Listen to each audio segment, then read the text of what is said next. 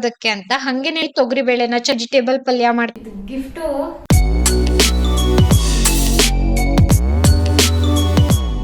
Hello ಸ್ನೇಹಿತರೆ, welcome back to my channel.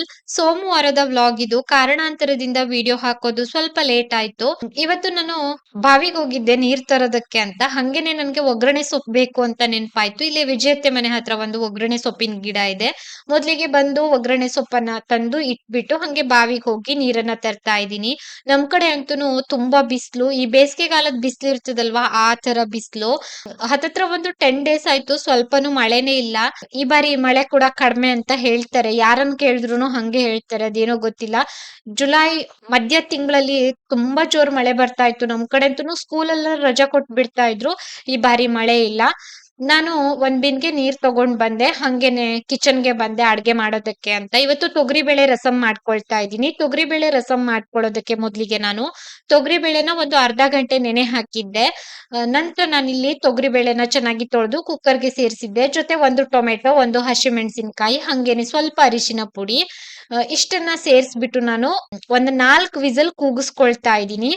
4 whistle ಕೂಗಿಸ್ಕೊಂಡ್ರೆ ತೊಗರಿಬೇಳೆ ಕೂಡ ಚೆನ್ನಾಗಿ ಬೆಂದು ಒಂಥರ ಪಾಕ ಆಗ್ತದೆ. ಹಂಗಾಗಿ ತೊಗರಿಬೇಳೆ ಚೆನ್ನಾಗಿ ಬೆಂದಿತ್ತು. ಈ ಟೈಮ್ ನಲ್ಲಿ ನಾನು ರುಚಿಗೆ ತಕ್ಕಷ್ಟು ಉಪ್ಪನ್ನು ಕೂಡ ಸೇರಿಸಿದ್ದೀನಿ. ಹಂಗೇನೆ ಗ್ಯಾಸ್ ಸ್ಟೋವ್ ಅನ್ನು ಆನ್ ಮಾಡಿದ್ದೀನಿ. ಮತ್ತೆ ಏನಕ್ಕೆ ಅಂತಂದ್ರೆ ಇದಕ್ಕೆ ನಾನು ರಸಂ ಪೌಡರ್ ಹಾಕ್ತಾ ಇದ್ದೀನಿ. ಹಂಗಾಗಿ ಈ ಕಡೆ ಒಗ್ಗರಣೆಗೆ ನಾನೊಂದು ಒಗ್ಗರಣೆ ಹುಟ್ಟಿಟ್ಟಿದ್ದೆ, ಎಣ್ಣೆ ಹಾಕಿದ್ದೆ, ಸಾಸಿವೆ ಹಾಕಿದ್ದೆ, ಜೀರಿಗೆ ಹಾಕಿದ್ದೆ, ಇನ್ನ ಬೆಳ್ಳುಳ್ಳಿ, ಇಂಗು ಇವೆಲ್ಲ ಸೇರಿಸಿದ್ದೀನಿ. ಇಲ್ಲಿ ರಸಂ ಪೌಡರ್ ಹಾಕ್ತಾ ಇದ್ದೀನಿ. ಗ್ಯಾಸ್ ಸ್ಟೋವ್ ನ ಆನ್ ಮಾಡಿದ್ದೀನಿ. ಇನ್ನ ಸ್ವಲ್ಪ ಕುದಿಸ್ಕೊಳ್ತೀನಿ. ರಸಂ ಪೌಡರ್ ಇವಾಗ ಹಾಕ್ತಾ ಇದ್ದೀನಿ ಅಲ್ವಾ, ಹಂಗಾಗಿ ಅಡುಗೆ ಕೃಷ್ಣ ಭಟ್ಟರ್ ಅವರ ರಸಂ ಪೌಡರ್ ಹಾಕಿದ್ದೀನಿ.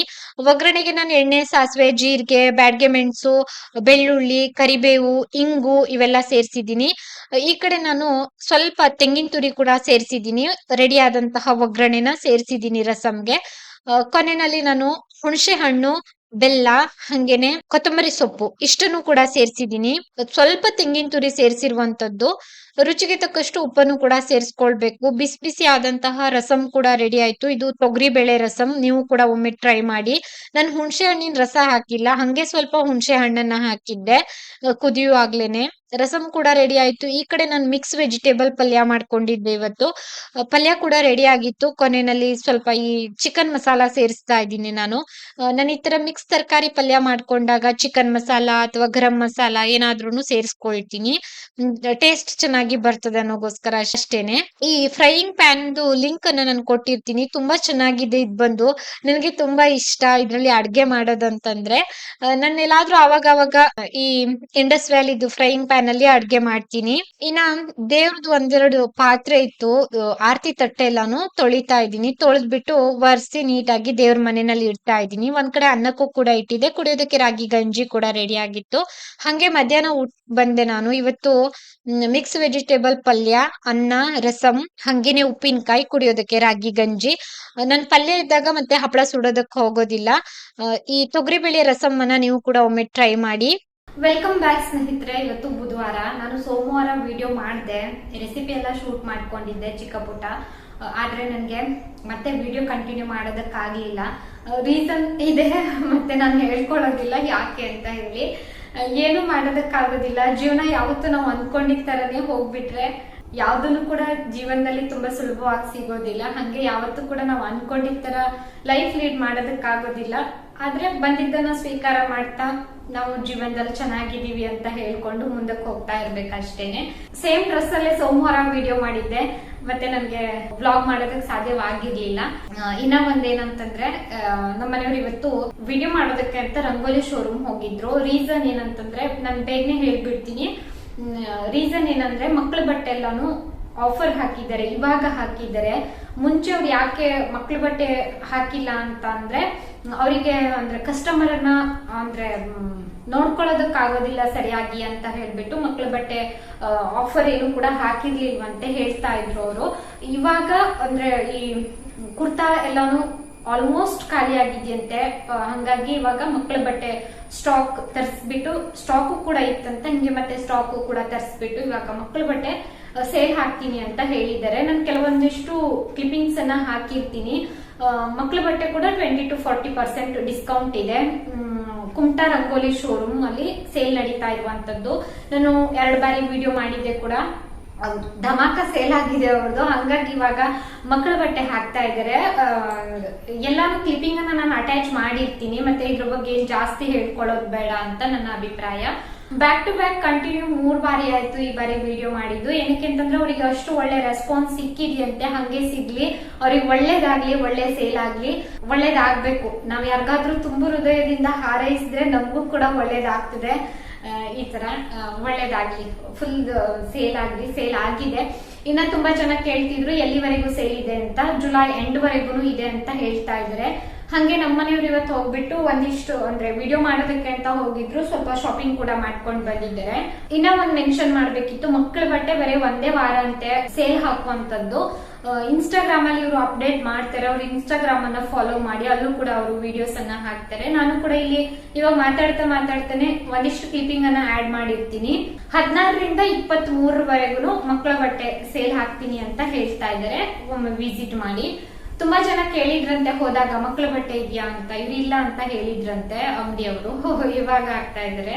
ಅಂದ್ರೆ ಅವ್ರದ್ದು ಅಂಗಡಿ ಸ್ವಲ್ಪ ಚಿಕ್ಕದು, ಹಂಗಾಗಿ ತುಂಬಾ ಕಸ್ಟಮರ್ ಹೋದ್ರೆ ಅವ್ರ ಹತ್ರ ಕಸ್ಟಮರ್ ಅಟೆಂಡ್ ಮಾಡೋದಕ್ಕಾಗೋದಿಲ್ಲ. ಹಂಗಾಗಿ ಅವ್ರು ಹಂಗೆ ಹೇಳಿದ್ದು. ಇದು ಇವತ್ತು ನಮ್ಮನೆಯವ್ರದ್ದು ಖರೀದಿ. ಒಂದು ಟೀ ಶರ್ಟ್ ತಗೊಂಡ್ ಬಂದಿದ್ದಾರೆ. ಹಂಗೆ ಇದು ಆಫರ್ ಅಲ್ಲಿ ಹಾಕಿದ್ರು ಅವತ್ತು 3/4 300 ರುಪೀಸ್ಗೆ 2 ಅಂತ ಹೇಳ್ಬಿಟ್ಟು ಆಫರ್ ಹಾಕಿದ್ರು. ಇವರು ವಿಡಿಯೋ ಕಾಲ್ ಮಾಡಿ ಎತ್ತಿರಿ, ನಾನು ಬರ್ತೀನಿ, ಪೇ ಮಾಡಿ ತಗೊಂಡ್ ಹೋಗ್ತೀನಿ ಅಂತ ಹೇಳಿದ್ರು. ಇವತ್ತು ಹೆಂಗೂ ವಿಡಿಯೋ ಮಾಡೋದಕ್ಕೆ ಹೋಗಿದ್ರು, ಹಂಗಾಗಿ ಇದನ್ನ ಪೇ ಮಾಡಿ ಖರೀದಿ ಮಾಡ್ಕೊಂಡು ಬಂದಿದ್ದಾರೆ. ಇದ್ ಬಂದು ನನ್ಗೆ ಒಂದು ಗಿಫ್ಟ್ ಸಿಕ್ಕಿದೆ ಆಯ್ತಾ. ಯಾರು ಕೊಟ್ರು ಏನು ಅಂತ ಹೇಳೋದಿಲ್ಲ, ಗಿಫ್ಟ್ ಬಂದಿರೋದು. ಸ್ವಲ್ಪ ಪರ್ಸನಲ್ ಆಗಿರ್ಲಿ ಅಂತ ನಾನು ರಿವೀಲ್ ಮಾಡ್ತಾ ಇಲ್ಲ ಯಾರು ಕೊಟ್ಟಿದ್ದೇನಂತ ಹೇಳಿ. ಇದು ಗಿಫ್ಟ್ ಸೀರೆ, ಬಾಕ್ಸ್ ಮೇಲೆ ಬರ್ಕೊಂಡಿದ್ದೆ ವೆಡ್ಡಿಂಗ್ ಗಿಫ್ಟ್ ಅಂತ ಹೇಳಿ.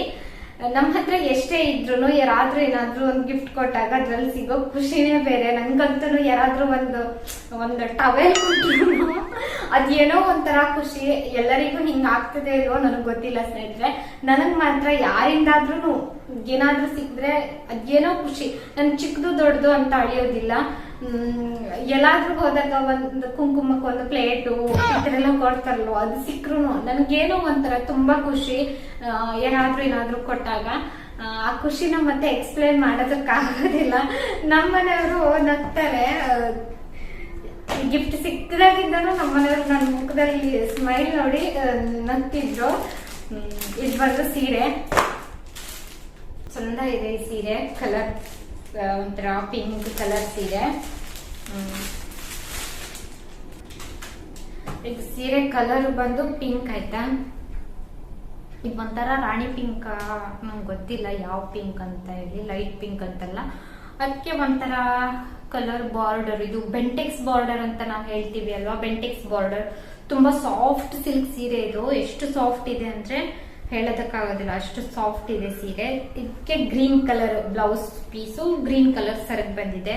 ಸೆರಗು ಗ್ರ್ಯಾಂಡ್ ಬಂದಿದೆ. ನಾನು ಮತ್ತೆ ಓಪನ್ ಮಾಡಿ ತೋರಿಸ್ತಾ ಇಲ್ಲ. ಇದ್ರದ್ದು ಸೆರಗು ತುಂಬಾ ಗ್ರ್ಯಾಂಡ್ ಬಂದಿದೆ. ಇದಕ್ಕೆ ಕುಚ್ಚು ಕೂಡ ಹಾಕಿದ್ದಾರೆ. ಇದ್ರ ಕುಚ್ಚು ಕೂಡ ಇದೆ. ಚೆನ್ನಾಗಿದೆ. ಸಾಫ್ಟ್ ಸಿಲ್ಕ್ ಸೀರೆ. ಇಷ್ಟು ಸಾಫ್ಟ್ ಸಿಲ್ಕ್ ಸೀರೆ ನನ್ನ ಹತ್ರ ಇರ್ಲಿಲ್ಲ ಕೂಡ. ಹಂಗೇನೆ ನನ್ನ ಹತ್ರ ಯಾವ್ದನ್ನು ಕೂಡ ಈ ತರ ಬೆಂಟೆಕ್ಸ್ ಬಾರ್ಡರ್ದು ಸೀರೆ ಇರ್ಲಿಲ್ಲ. ಯಾವ್ದು ಈ ತರ ಸೀರೆ ಇರ್ಲಿಲ್ಲ ನನ್ನ ಹತ್ರ.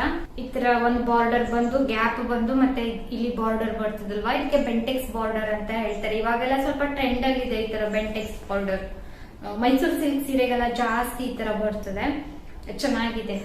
ಇದ್ರದ್ದು ಬ್ಲೌಸ್ ಸ್ಟಿಚ್ ಮಾಡ್ಕೊಳ್ಬೇಕು, ಗ್ರೀನ್ ಕಲರ್. ಸ್ವಲ್ಪ ದಪ್ಪ ಹಾಕ್ತೀನಿ, ಆಮೇಲೆ ಬ್ಲೌಸ್ ಸ್ಟಿಚ್ ಮಾಡೋದು. ಏನೋ ಒಂಥರ ನನ್ಗೆ ಸಖತ್ ಖುಷಿ ಅಂತ ಅನ್ಸ್ತು. ಈ ಗಿಫ್ಟ್ ಸಿಕ್ಕಿದಾಗಿಂದನು ಅದನ್ನ ಎಕ್ಸ್ಪ್ಲೇನ್ ಮಾಡೋದಕ್ಕಾಗೋದಿಲ್ಲ. ಸೀರೆ ಹೇಗಿದೆ ಅಂತ ಕಾಮೆಂಟ್ ಮಾಡಿ. ಇದು ಬಂದು ತುಂಬಾ ಸಾಫ್ಟ್ ಇದೆ ಸೀರೆ, ಅಂದ್ರೆ ಸಿಲ್ಕ್ ಮೆಟೀರಿಯಲ್ ಅಲ್ಲ, ತುಂಬಾ ಅಂದ್ರೆ ತುಂಬಾ ಸಾಫ್ಟ್ ಇದೆ ಸೀರೆ. ನಾನು ಯಾವತ್ತಾದ್ರೂ ಇದ್ರದ್ದು ಬ್ಲೌಸ್ ಕಟಿಂಗ್ ಮಾಡುವಾಗ ತೋರಿಸ್ತೀನಿ ಆಯ್ತಾ. ನಾನು ಇವಾಗ ಅನ್ಕೊಂಡಿದ್ದೆ ಸೀರೆ ಎಲ್ಲ ಖರೀದಿ ಮಾಡಬಾರ್ದು. ಇದ್ದೆ ಒಂದೊಂದು ಸಾರಿ ಮದ್ವೆಗೆಲ್ಲ ಹಾಕಿ ಇಟ್ಟಿದ್ದು ಸೀರೆ ಎಲ್ಲ ಹಂಗೆ ಇದೆ.